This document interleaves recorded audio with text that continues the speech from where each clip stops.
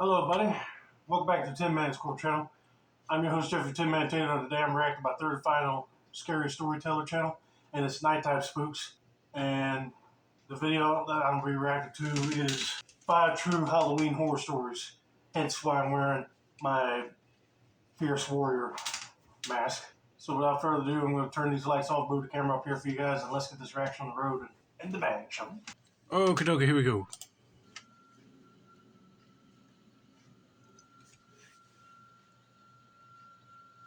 A few years back, on Halloween when I was a freshman in high school, my best friend George came over to hang out. My mother is a nurse and was working night shifts at the time, so we were home alone. I made us a frozen pizza and we played some video games while trick-or-treaters would ring the doorbell every so often. Okay. The neighborhood I lived in was decently busy, so my mother left a big bowl of candy for us to pass out. We pretty much did just those things until the trick-or-treaters stopped at around 10 p.m. You see, I was always the person that got into costume and went trick-or-treating. My parents never set up any candy bowls for kids to come around and collect candy here. And plus, my parents told me that traffic don't usually come through our area. But anyway, let's continue on with the story, see what happens. At that point, I turned off all the lights in the house, made some popcorn, and put on a scary movie. We watched it, and afterwards we weren't tired yet, so we decided to put on another scary film. At about midnight, shortly into the second film, I heard the bush behind the living room window moving and a scratch against the window. I'm not gonna lie, it really freaked me out. I told myself I was just paranoid, but then George said, "What was that?" and looked at me. I looked to the window, but it was too dark to really see anything, and had blinds covering up a good portion of it. I said it was probably nothing, and we focused our attention back on the TV. 10 minutes later, just when I was forgetting about all the noise, we heard something else. This time, it was the sound of tapping on the back window of the house. I said once again that it was probably nothing, but me and George were both pretty freaked out. We paused the movie and walked over to the kitchen area, which is where the noise came from, and glanced out the window. It was dark, but we saw nothing, so we went back into the living room. Okay, that'd be kind of suspicious. You hear something outside, but when you look out there, there's nothing. I either be thinking, okay, it's either wind moving something outside, or someone's playing a Halloween prank on you. But I guarantee you it's not one of those. It's someone might be planning on doing more than just scaring you at your house. We unpaused the movie, but this time I was more freaked out than before, and I was feeling very paranoid. A couple of minutes later, we heard the sound of glass being shattered coming from the kitchen. It was one of the scariest moments of my life. Without hesitation, me and George both ran downstairs into the basement bathroom and locked the door. We didn't know exactly what had happened, but we figured that somebody broke into the house. George took out his phone and we called the police. They said they would arrive within 10 minutes and they stayed on the line with us. The lady on the line told us to remain calm, but it was pretty tough. We heard a couple of doors open upstairs, and sometimes we'd hear footsteps. But other than that, we really couldn't hear anything. Yeah, you're down there in the basement, locked behind the bathroom door, and you don't know if it's one person or two. But yeah, it's a little bit hard to stay calm, like the operator said, under a stressful situation like this. Then we heard the door to the basement open. We didn't hear anything after that, but me and George were definitely not going to open the door in fear that somebody was down there with us. We just sat there on the bathroom floor, trying not to make a sound, and waited. The wait felt like such a long time, and finally we heard a knocking on the front door and somebody announced they were police. On the count of 3, George and I both made a run for it upstairs and to the front door. Once we were there, we went outside and spoke to a couple of officers, while other officers searched our house. The man was gone though, and a few things were messed up and stolen inside. My mother returned home shortly after that, and George's parents came and picked him up. It was the scariest Halloween for sure. Oh, definitely, because nothing would ruin a festive night like Halloween than a break-in. But I had a feeling that this person was planning on breaking in just to steal some things. He also scared the crap out of 2 young boys. But thankfully the cops showed up before this guy found where they were at, and they made sure that they were okay until their parents came. I don't know why crooks want to take that risk and break in the houses that have people still in them. Because if they call the cops, sometimes they will get busted. Or they have to make a mad dash for the door. But hopefully they do figure out who this person was and catch him. If not, I'll be mad that he's still out there. Probably going to do the same thing to somebody else. But let's continue on to story number 2. Last Halloween, my sister and I threw a Halloween party at our house. We were both fairly popular college girls, and we knew there would be a lot of people to come to the party. We decorated our place up a little bit and then put on our costumes. Our close friends were the first people to show up at about 5 p.m., and then slowly more and more people came. You see, that was another thing, too. I never got invited to go to any of these Halloween type parties. Well, I did go to one that was put on by my aunt and uncle's church friends. I dressed up like a werewolf, and my mom put on my old Santa suit, and my dad was just wearing a camouflage jacket like he was a hunter. But other than that, I never went to one where it was just mostly teenagers, either drinking hard or bobbing for apples or some other crazy Halloween game. Eventually, our house had about 100 college kids in it, all wearing costumes. Golly, 100? It was a pretty fun time, until one of my friends came up to me and complained about a man dressed up in an Albert Einstein costume who was annoying some of the girls. I want to know how big your house is, because if you could get 100 people in it, I'm impressed. But if someone comes up to you saying that a guy dressed up in an Albert Einstein costume is messing with all the girls, I'd be like, all right, that's a red flag right there. I'll go investigate to see if he's a college student or he's someone that snuck into the party that didn't go to the school. He's nothing but a creep. I looked around the room until I saw the guy. He was wearing a full mask, so I had no clue as to who he was. He was standing in the corner of the room, so I walked over to him. He looked at me, and I asked who he was. He didn't answer at all and didn't say a word. It was pretty loud in there, so I walked into the kitchen, which was empty, and he followed me in.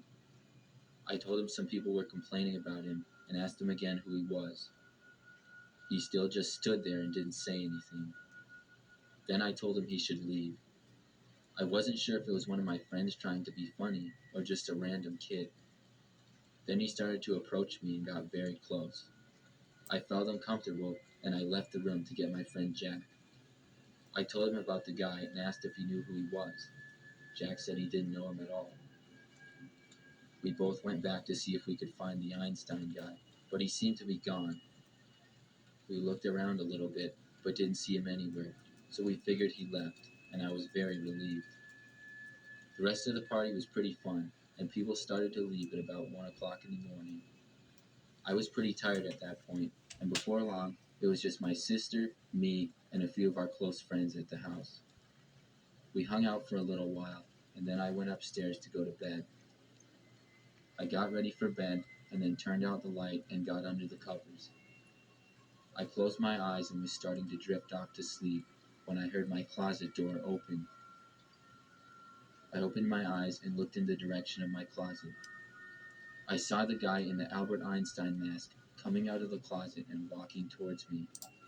Oh, heck no. This person figured that they get out of the crowded areas of the house where the party was going on and hid in her closet until everybody left. But now he's coming towards her. I hope she's ready to start hitting some punches into that dude if he gets too close. As he did, he removed his mask. It wasn't a college kid at all. It was a man who looked to be about 40 or 50 years old. He had grayish hair and a scruffy beard. I screamed as loud as I could like a little girl. The man had the creepiest smile on his face that I'd ever seen. When he got to my bed, I got up and ran to the corner of the room. He started to follow after me.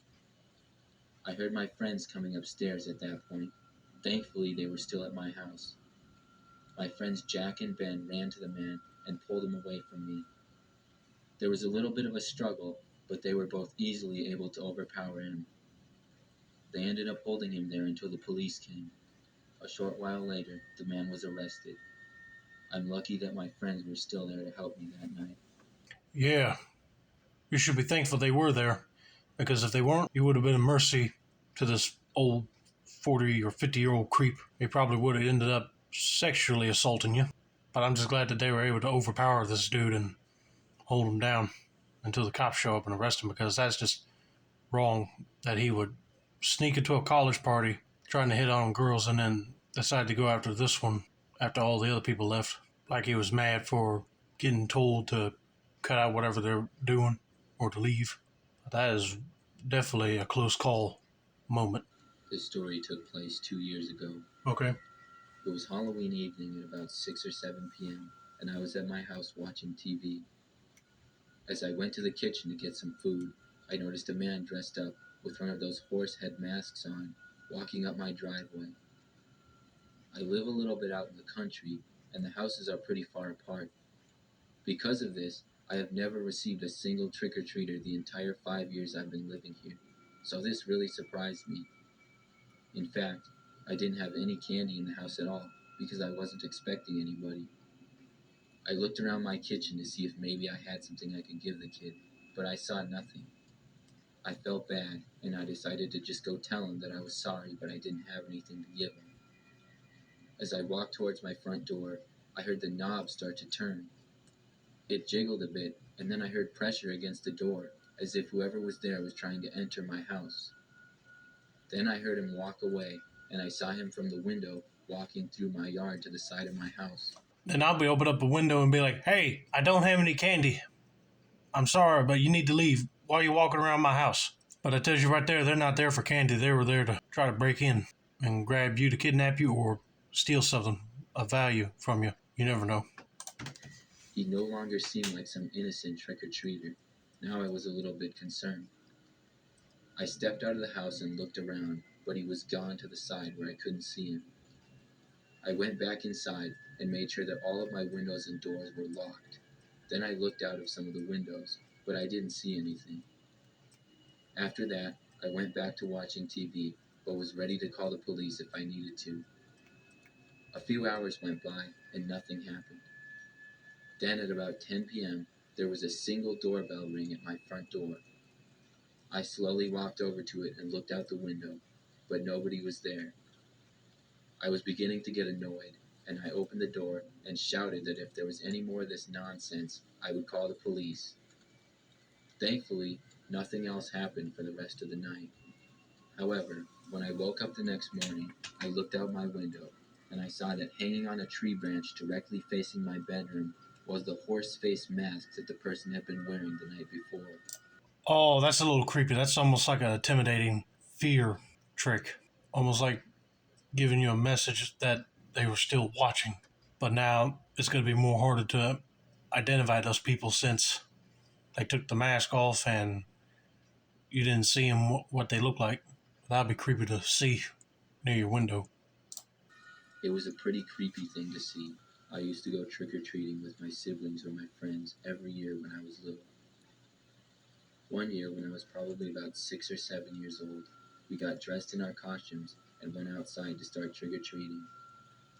When I got outside, I noticed that in my next-door neighbor's second-floor window, there was a scary-looking man. It caught my attention because I knew that there was no grown man that lived in that house. The man in the window was wearing a jacket and a hat, but I couldn't really make out any details of his face. He looked pretty creepy, and he seemed to be looking out the window, but not really moving. So after a while, I started to think that it was just a Halloween decoration. I had to admit that it had me fooled, but if it was a decoration, it seemed pretty cool. I'll be thinking that myself, but then why that specific window? I guarantee you it's not a decoration. Someone that's either mentally disturbed in the head or they were there breaking into the place and stealing something, but they're just standing by the window just to act like a decoration or something. I don't know what's going on here, but that would be creepy to see. After looking at it some more, I figured that's what it was, and we went on with our trick-or-treating. We were gone several hours, and I ended up getting lots of candy, and then came back home. The man in the window was gone now, but it was pretty late, so I didn't really think anything of it. The next day, I saw my friend who lived in the house, and I asked him about the man in the window, if it was a Halloween decoration that he put up. He looked confused when I asked him, and he said that they didn't put up any decorations and they were gone the night before. I thought he was joking at first, but he maintained that he wasn't there, and he seemed pretty serious about it. It was creepy to think about it after that. Yeah, that would be kind of creepy. You see him 1 minute and then the next he's gone. I'd be like, where did he go? But I'll tell you what, that would be very creepy to bear witness to. Seeing a man that you thought was a Halloween decoration and then he's gone. Something like that would definitely give shivers down my spine. This story happened many years ago, when I was about 8 years old. I went trick-or-treating with my best friend Bobby. We would often trick-or-treat together and then sleep over at each other's houses afterwards. It was a fun tradition. On this year, we were determined to get as much candy as we possibly could, so after going through my neighborhood, we went farther down the street into another neighborhood. I had never really been over there, but there were a lot more houses, and that meant more candy for us. I mean, I would agree with that. You go to an area that you never been at, you'll probably get lucky and get some better candy than what the other houses are providing. We went to house after house for hours, and finally it reached about 9 p.m., and more houses had their lights turned off, so we decided to start wrapping it up. We decided to finish the street we were on because there was only one more house left on it. When we got to the front door, we rang the bell. An older man answered it. He smiled at us and said that he hadn't had many trick-or-treaters in a while and had his candy put away. We said that that was okay and started to turn around to leave. The man stopped us and insisted that we should get some candy. He said he had been giving out king-sized candy bars and they were just upstairs in his house. Then he motioned for us to come inside. I felt kind of uncomfortable going in a stranger's house, but he seemed nice and Bobby was already inside, so I followed. We walked into the front door and up the stairs. The man walked behind us. But once we got upstairs, I didn't see any candy. Bobby asked the man where the candy was, and the man replied that he must have misplaced it. Bobby turned around and went back down the stairs and said we were leaving. I was more than happy to see this, and I followed him right out the door. The man asked us to stay, but at this point, he was just seeming creepy, so we left. After that, we walked back to my house and started eating our candy. It was the most candy we had ever gotten. We went in my room and hung out and played some video games. Okay, right off the bat, I'm glad that your friend told you we're leaving. Because if you walked into somebody else's place and they didn't even have no candy, right there, that's a red flag. It seemed like a whole waste of time and a trap was set up for you or any other kids. But they always say when you trick or treat, don't go into any stranger's home to get candy unless an adult was with you. I mean, you guys are lucky so far. It was a really fun night, until we were playing Madden, and Bobby said, "Remember the old man that made us go in his house?" "Yeah," I said. "I think I see him in the window." I thought Bobby had to be joking, and I laughed. But then he told me he was serious. I looked over and sure enough saw him. The old man wasn't looking at us and seemed to be walking around about 10 feet away from the window. We watched him walk up to the side of our house and look in another window, which was the kitchen. Then he made his way back over to my room, and when he got to our window, we both ducked and ran for the other end of the room. We hid so that we couldn't see the window, but we heard the man pressing his face up against it. We waited in silence for about a minute, and then we both looked at the same time. When we did, we saw the man's face pressed up against the glass looking directly at us. He had a disgusting and creepy smile on his face. Me and Bobby both ran as fast as we could to my parents' room, screaming the whole time. My father came out and we told him everything. He called the police and then went outside. He came back in saying he didn't see anything, and the police arrived shortly after that. We were able to tell the police where the man lived, and he ended up being arrested. I felt much safer after that. That would be creepy that you're at your house playing a video game and your friend said, I think that guy that we saw that tried to lure us into his house is staring at us. And then sure enough, he's right there. But I'm glad that they called the cops and they told him where he lived at and they arrested him. Because I'd be mad if he already packed up and left. I guarantee you that once they were out of the house, he snuck out of his house just to follow them without them seeing him. But anyway, I hope you guys enjoyed this video. Don't forget to like, subscribe, turn on those post notifications for more Nighttime Spooks related content like this. This has been another successful installment of the Tin Man's Core channel. I'm your host, Jeffrey Tin Man Taylor. I said that's a wrap, and have a nice day, y'all.